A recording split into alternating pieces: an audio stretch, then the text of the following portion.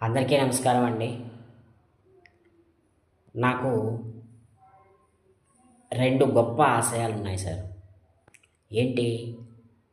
ఒకటి 1,00,000 మంది సబ్‌స్క్రైబర్‌లను నేను తెచ్చుకోవాలి. రెండవది 4,000 గంటలు పూర్తి చేసి నా ఛానల్ మానిటైజేషన్ చేయించుకోవాలి. ఈ రెండిట్లో ఏదో ఒకటి జరగాలండి. ఏది జరుగుతుందో మీరే నిర్ణయం చేయాలి. అయితే మీ మీరు ఎంతమంది నా వీడియోలు చూస్తున్నారనేది దయచేసి కామెంట్ అయితే చేయండి. అంటే ఈ నా వీడియోస్‌లో మీకు ఏ అంశం బాగా ఉపయోగపడుతుంది?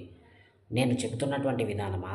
లేకపోతే నేను చెబుతున్న స్ట్రాటజీ ఏదైతే ఉందో అది ఉపయోగపడుతుందా?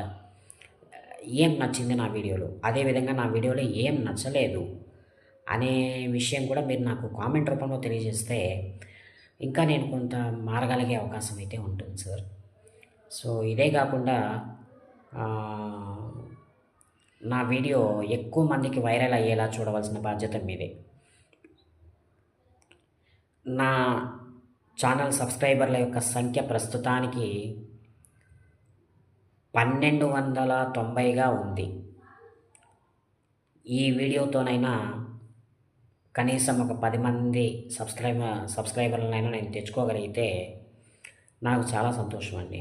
ఫస్ట్ అయితే నా ఛానల్‌లో 1300 మందికి దగ్గరైతే తర్వాత 1,00,000 మంది గురించి నేను ఆలోచిస్తా.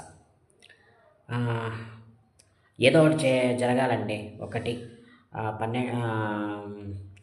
4,000 గంటలైనా పూర్తవ్వాలి. 2 ఆహ్, 1,00,000 మంది సబ్‌స్క్రైబర్‌లైనా నా ఛానల్‌కి యాడ్ అవ్వాలి.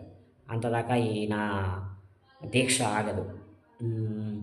నేను ఈ ఛానల్‌లో వీడియోలు పెట్టడం వెనక కారణం ఏంటంటే, నాలాగా స్టాక్ మార్కెట్‌లో ఎవరు నష్టాల బాట పట్టకూడదు.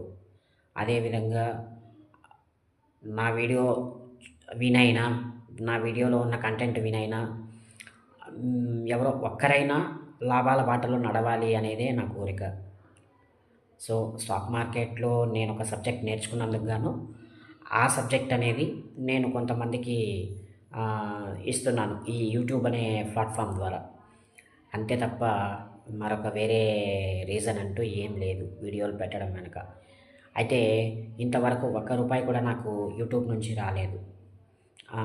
అయినా నాకు దిగులు లేదు. ఎందుకంటే నేను ఒక డిపార్ట్మెంట్ ఎంప్లాయీని.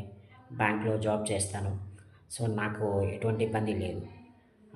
నా జీవితం